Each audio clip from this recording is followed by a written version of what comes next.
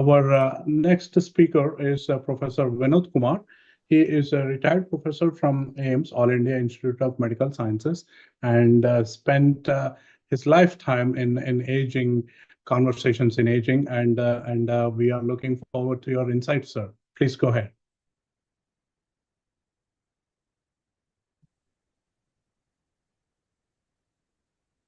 Thank you. I'm just sharing my screen.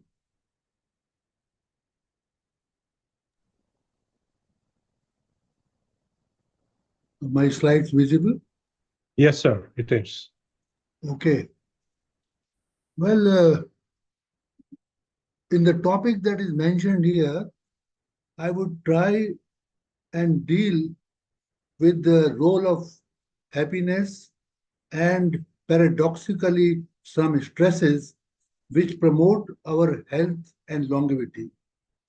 I would presume nobody would question the role of happiness in health and longevity.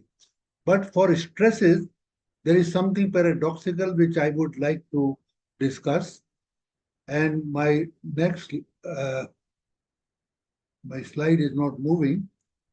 So let me just try again.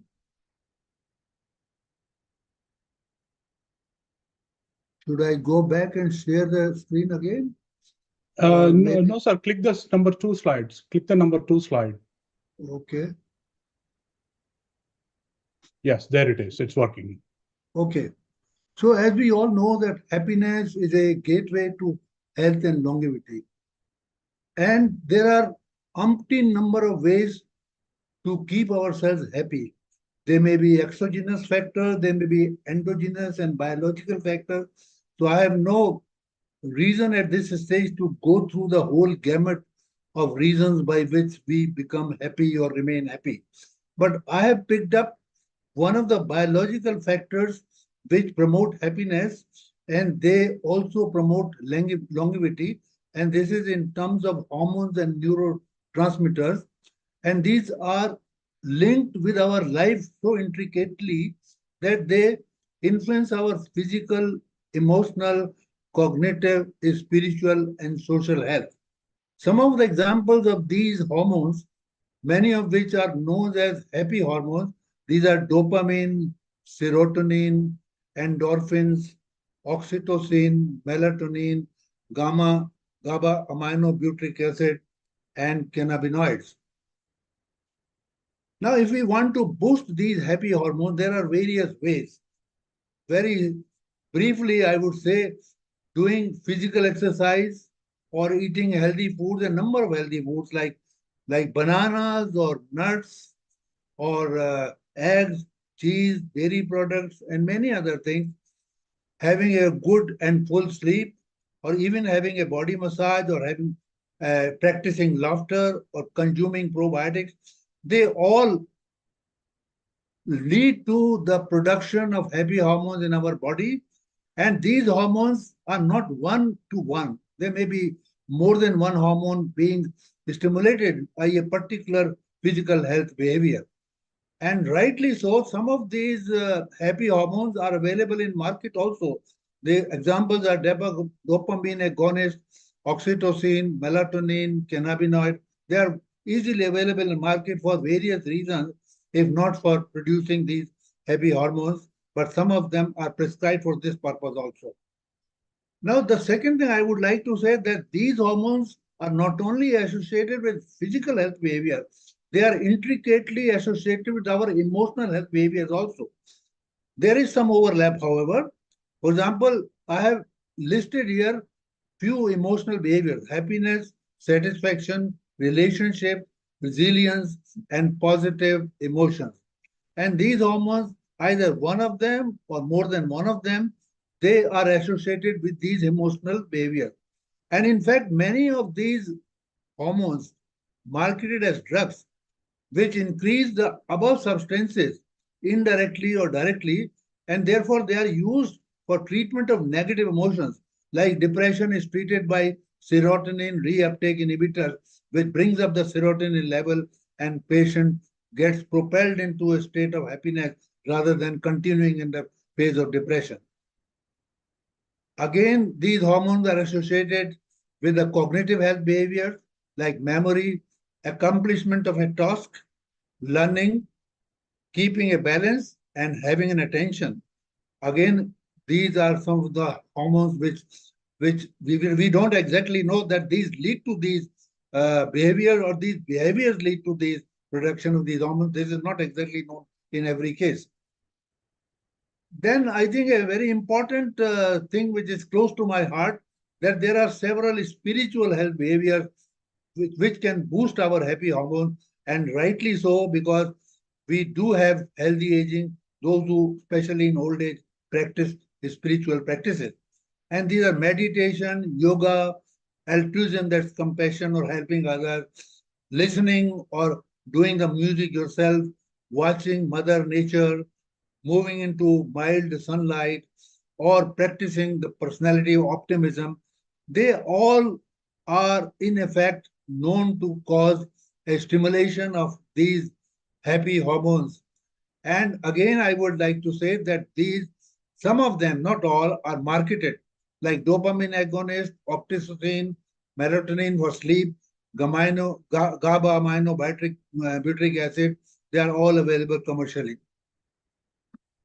And lastly, about the happy hormone, they are also associated with our social health behaviors like bonding, cuddling, romancing, and volunteering. Here, I think oxytocin, which is also known as cuddle hormone, trust hormone, love hormone, friendship hormone, by all those sorts of names. And these are associated with these health behaviors from the social point of view. Now I come to the second part of my talk, and I'm very happy that I could listen to a talk by Dr. Francois. Uh, he was talking something which I would be briefly, not very closely related to his talk, but something I would talk about it. That is the paradox of stress, which promotes longevity.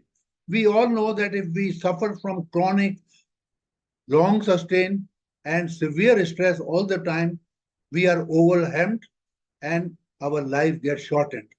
But there are different kinds of stresses which are mild but repeated stresses. They are known as hormetins, and the phenomenon is called hormesis.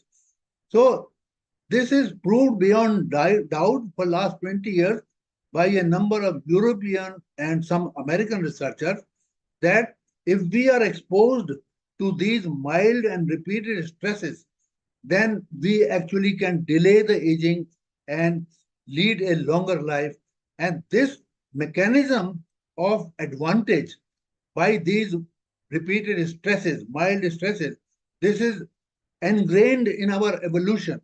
And this happens through well-preserved evolution over the ages, mechanism of anti-oxidation, immune-mediated anti-inflammation, DNA repair, clearance of the debris from the cells, and this whole process, as I said, is called hormesis, and these mild stressors are called hormetins. So now, as we all realize that stress is a part of our life, and these mild intermittent stresses, which I am calling as hormetins, as called by others also, they are also therefore gateway to health and longevity, and they are all linked with our not only general life, but specifically with our physical life, emotional life, cognitive, spiritual, and social life. And to in response to these mild repeated stresses, the cells and organisms respond by repairing, creating younger cells and mitochondria. And in the bargain, they not only repair, but they overcompensate by even removing the earlier damage which might have been done by earlier stresses, and thereby they keep delaying our aging over our whole lifetime.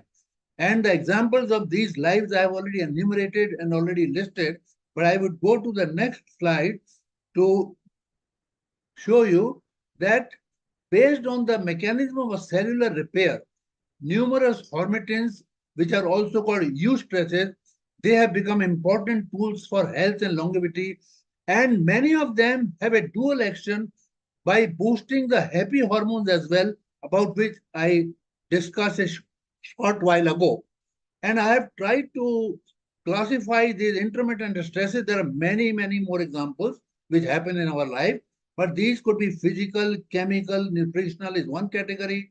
Second category is psychological or emotional stresses. Third is cognitive stresses. Fourth is spiritual, and then social stresses. Some examples of physical, chemical, and nutritional stresses are physical exercise, high interval training, hypoxia, phytochemical consumption, of course, diet restriction and fasting. Psychological, emotional could be very funny. There could be daily hassles and efforts in our life, which we keep doing. We have time pressure. We are sometimes stuck in short traffic jams, and it's good to be frustrated sometimes. Cognitive exercises, deep thinking, being in online work, playing video games, which stimulate our mind and prosper in the times of our fathers and grandfathers, and spiritual meditation, pranayama is breathing exercise, and focusing our attention or exposing to sunlight heat. Social stimuli could be first date, public special functions, attending or volunteering or attending some big event. All these actually act at a cellular level. I have no time to explain all the cellular mechanisms of every stress, but suffice it will be to say that most of them, these stresses, they generate free radicals, and the cells come into play to clear off this debris and remove the free radicals. And in the process, they overact, they overcompensate. And this phenomenon is called it's also called housekeeping. It's a housekeeping phenomenon. And that is what it keeps us going. So I think stresses are not always too bad. Many of them are quite good also. And therefore, I'm trying to suggest here that stresses are also a tool of longevity, provided they are intermittent, mild. Unfortunately, the magnitude and duration of these stresses has not been worked upon, but I'm sure most of us are facing these stresses in our life. And in the last, this is the last but one slide, but I'm just trying to say that there are certain practices which not only act through the intermediate stresses, they also act through the hormone production, like exercise, healthy eating, meditation. They all I mentioned while I was talking about the happy hormones, and of course, cognitive, challenging, good weather. So they have both roads to go, hormone pathway as well as hormetic pathway. So buy one, get one free is a humor that I have inserted here. And in the end, I would say happiness is health, longevity and health benefits of common lifestyle health practices like physical activity, balanced diet, and sound sleep are well known. But happiness, positive thinking, our conduct, social relations, spirituality, and ability to cope with stress also have benefits, and these too have biological basis. So therefore, stress is healthy too. So learn to live with stresses and shun over relaxation.